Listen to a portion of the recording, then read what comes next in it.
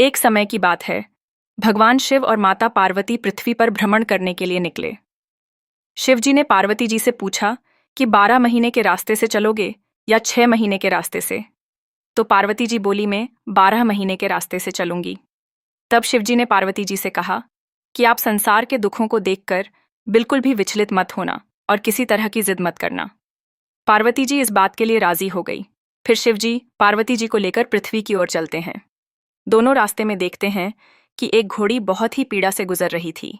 वह एक बच्चे को जन्म देने वाली थी। घोड़ी के दुख को देखकर पार्वती जी शिव जी से पूछती है कि यह घोड़ी क्यों परेशान है। तो शिव जी कहते हैं कि यह माँ बनने वाली है। इस बात पर पार्वती जी कहती हैं कि माँ बनने पर इतनी पीड़ा सहनी पड़ती है, तो आप मुझे इस दर्द से मुक्त कर दो। शिव जी कहते हैं, अभी आप आगे चलिए। आगे रास्ते में चलकर वह एक राजा के राज्य से गुजरते हैं। वहां दूर दूर तक शांति और उदासी फैली होती है। यह विचित्र शांति देखकर पार्वती जी पूछती है, यहां सभी लोग इतने उदास और शांत क्यों हैं? तभी उस राज्य का एक आदमी उन्हें कहता है, हमारे राज्य की रानी मां बनने वाली है और रानी जी बहुत कष्ट में है, इसलिए हम सबके बीच उदासी छाई हुई है। तो पार्वती जी फिर शिव जी से कहती है, अगर मां बनने में इतना कष्ट है तो आप मुझे इस तरह के कष्ट से मुक्त कर दीजिए।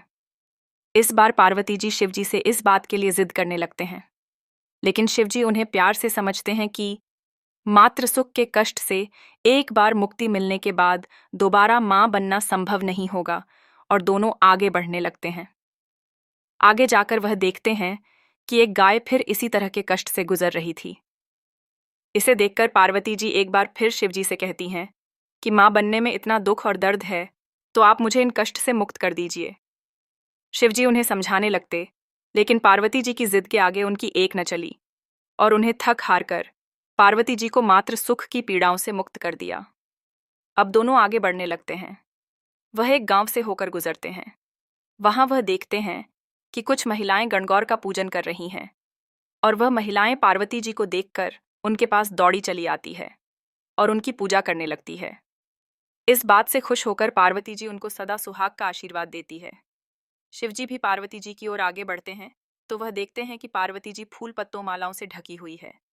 तो शिवजी पार्वती जी से फूल पत्तों को हटाने लगते हैं। इतने में गांव की कुछ औरतें भी वहां आती हैं। घर पर श्रृंगार और पकवान बनाने इत्यादि के कारण पूजा के लिए उन्हें काफी देर हो जाती है। पार्वती जी को देखकर वह महिलाएं भी उनकी पूजा करने लगती हैं। इस बात से पार्वती जी खुश होकर उन्हें सुहाग का आशीर्वाद देने लगती है। यह करते हुए शिवजी पार्वती जी को देख रहे होते हैं और वह कहते हैं कि आप इन्हें सुहाग का आशीर्वाद कैसे देंगे? आप तो पहले ही सारा सुहाग बांट चुकी है। तब पार्वती जी अपनी छोटी उंगली से मेहंदी, मांग से सिंदूर और आंखों से काजल निकालकर उसे एक कोरे कलश के पानी में घोलकर उन सभी महिलाओं पर छींटे मारती हैं, और इस तरह पार्वती जी उन सभी महिलाओं को सुहाग का आशीर्वाद देती है। और फिर शिवजी और पार्वती जी आगे बढ़ने लगते हैं। आगे चलते चलते दोनों पार्वती जी के गांव पहुंचते हैं। वहां गांव वाले उनकी खूब सेवा करते हैं और दोनों के लिए खूब पकवान बनाते हैं, लेकिन शिवजी खुद ही सारे पकवान खा जाते हैं और इस तरह पार्वती जी के लिए कोई पकवान नहीं बचता है। तो पार्वती जी बथुआ की सब्जी खाकर पानी पी लेती है और इस तरह दोपहर हो जाती हैं। अब दोनों विश्राम करने लगते हैं। विश्राम करते हुए शिवजी पार्वती जी से पूछते हैं कि आपने खाने में क्या खाया? तो पार्वती जी कहती है कि जो आपने खाया वही मैंने खाया है। और फिर पार्वती जी सोने लगते हैं। उनको सोता पाकर शिवजी उनकी नाभि खोलकर देखते हैं कि उनके पेट में बथुए की सब्जी और पानी ही है। जब पार्वती जी जागती हैं तो शिवजी उनसे पूछते हैं कि आपने तो हमसे झूठ कहा था।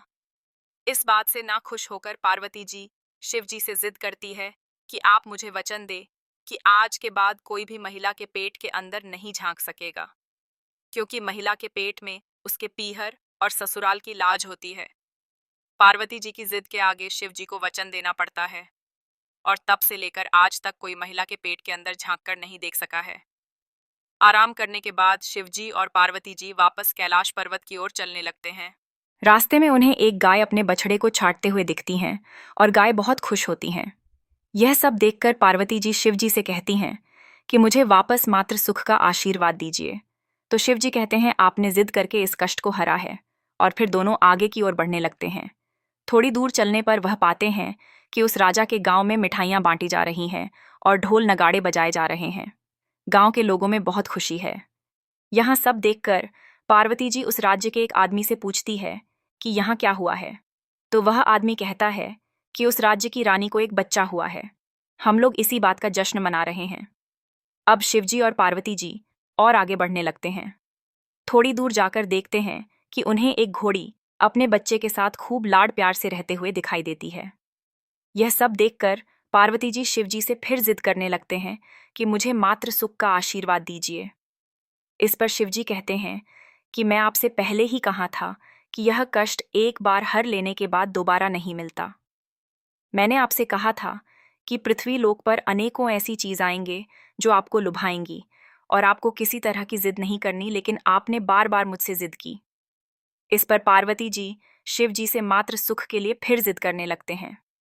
पार्वती जी की जिद के आगे शिव जी की एक नहीं चलती और थक हार कर वह उन्हें मात्र सुख का आशीर्वाद देते हैं। और इस प्रकार शिव जी और पार्वती जी कैलाश पर्वत की ओर लौटते हैं। हे भगवान शिव, जिस तरह से आपने पहले पार्वती जी को मात्र सुख से वंचित किया, वैसे आप किसी भी महिला को मात्र सुख से वंचित न करें। और जैसे पार्वती जी को मात्र सुख का आशीर्वाद दिया, ठीक उसी तरह इस कहानी को सुनने वाली हर महिला को मात्र सुख और सदा सुहागन का आशीर्वाद देवें तथा गणगौर की पूजा कर रहे हर प्राणी का जीवन आनंद और सुख से भरे।